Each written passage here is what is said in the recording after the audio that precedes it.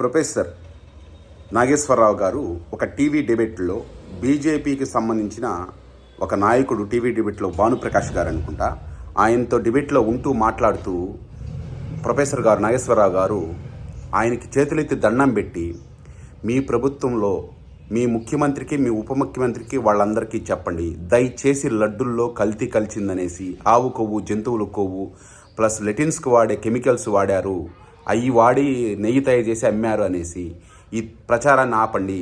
CBI sit దాంట్లో ఎక్కడా జంతువుల కొవ్వు కలిసిందని ఎక్కడా మెన్షన్ చేయలేదు. దయచేసి ఈ తప్పుడు ప్రచారాన్ని ఆపండి. దాంట్లో కొన్ని విషయాలు ఉన్నాయి, వాటి ప్రకారం చట్టప్రకారమైన చర్యలు తీసుకోండి, శిక్షించండి. శిక్షించే హక్కు అధికారం మీకుంది, చట్టంలో ఉండదే, మీ అధికారంలో ఉన్నారు. అంతేకాని లడ్డుల్లో మళ్ళీ ఈ జంతువుల పేర్లు చెప్పి, కొవ్వు అని చెప్పి, మళ్ళీ బాత్రూమ్లు కడిగి లిక్విడ్లు వాడారని చెప్పి, కెమికల్స్ వాడారని చెప్పి తప్పుడు ప్రచారం చేయొద్దు. ఇది సుప్రీంకోర్టు హ్యాండ్ ఓవర్లో జరుగుతుంది కదా, రిపోర్ట్ ఇచ్చింది కదా, దాని ప్రకారము కోర్టులో ఏ శిక్ష పడితే ఆ శిక్ష అందరినీ తీసుకొచ్చి వేయండి. అంతేగాని మళ్ళీ పోస్టర్స్ వేసి ఉప ముఖ్యమంత్రి గారు ముఖ్యమంత్రి గారు మళ్ళీ కలిసిందని తప్పుడు ప్రచారం చేయదు, దండం పెడతాను మీకు అనేసి ఆ మీడియాతో డిబేట్లో జరుగుతున్న సందర్భంలో భానుప్రకాష్ గారు బీజేపీ నాయకుడు ఆయనకి దండం పెట్టి నాగేశ్వరరావు గారు చాలా ప్రాధేయపడ్డాడు. ఇది నిజమే కదా, అసలు హిందువులు అని చెప్పి అందరూ వాగుతా ఉన్నారు కదా.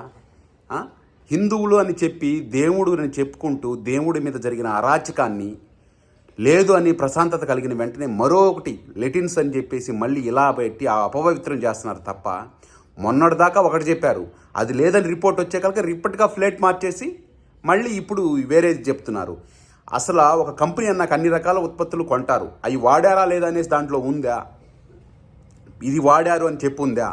ఆడు చెప్పింది నాకు తెలిసినంత వరకు కొన్ని కెమికల్స్ పేర్లు చెప్పున్నారు, ప్లస్ పామ్ ఆయిల్ యూజ్ అయ్యి ఉండదని చెప్తున్నారు. దీని మిగతా ఇన్వెస్టిగేషన్ జరగాలి. అసలు పామ్ ఆయిల్ మీరు ఎందుకు వాడారు, ఎందుకు కొన్నారు, అసలు దీన్ని ఎందుకు కొన్నారని మిగతా ఇన్వెస్టిగేషన్ జరగాలి. రిపోర్ట్ సంపూర్ణంగా ఇచ్చారు, పాలుని నెయ్యిని గీని చెక్ చేసి దీంట్లో ఏమేమి కలిసాయో లేదో అని చెప్పి డిక్లరేషన్ చేశారు వాళ్ళు. ఆ కంపెనీ బోలే బాబా డైరీకి సంబంధించిన విషయం గురించి ఎంక్వైరీ చేశారు. అసలు ఏంటి వాళ్ళ పరిస్థితి ఏంటి, దాన్ని డీటెయిల్స్ వేశారు. వాళ్ళు పర్చేసింగ్ వాళ్ళు ఏమేమి చేశారో అంతే తప్ప దీంట్లో కలిసింది దీంట్లో తీసుకొచ్చి మేము టెస్టులో తేల్చామని చెప్పలేదు.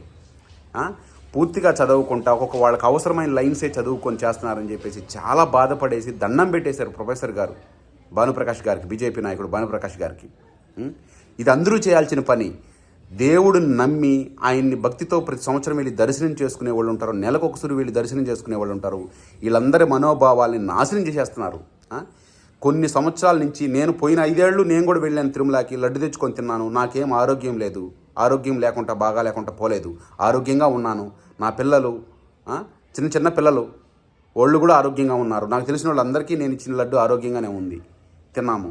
కానీ మా బంధువులకు పోయిందనేసి పేపర్లలో టీవీలలో ఒకే వర్డ్స్ అక్షరాలు ఒకేలాగా ఉండి ఒకే అక్షరాన్ని అంటే కంటెంట్ ఏం మారలేదు, మా అమ్మకు ఆరోగ్యంగా బాగా లేకుండా వచ్చింది, కొద్దిగా వాసన వస్తుందని చెప్పి చెప్తారు. అదే టీవీ ఛానల్స్లో జంతువుల కొవ్వు ఐట్లతో తయారు చేసిన నెయ్యి అబ్బా భలే వాసన వస్తుంది, భలే రుచిగా కూడా ఉంది అని చెప్తున్నారు. ఏది నమ్మాలా ఏది నమ్మకూడదనే తెలియడం లేదు. వీళ్ళు తప్పుడు ప్రచారాన్ని ఎట్టంటో బెమ్మని చేసి తప్పు మాట్లాడారు, తప్పు అని తెలిసిపోయింది. తర్వాత మళ్ళీ ఇందేది కొత్త పదం ఎందుకు ఎత్తుకున్నారు? రిపోర్టుల్లో ఉన్నాయి కదా, దాని పదం శిక్షిస్తే సరిపోతుంది కదా. దయచేసి దండం పెడతాను రాజకీయ నాయకులు ఎవరు మళ్ళీ తప్పుడు ప్రచారాలు ఆపేయండి. జంతువులు కొవ్వు అనేసి రిపోర్ట్ ఉంది, దాని ప్రకారం అరెస్ట్ చేసి జైల్లో వేసేయండి ఎవరినైనా సరే. అంతేగాని మళ్ళీ ఉందని ఎందుకు ప్రచారం చేసేది?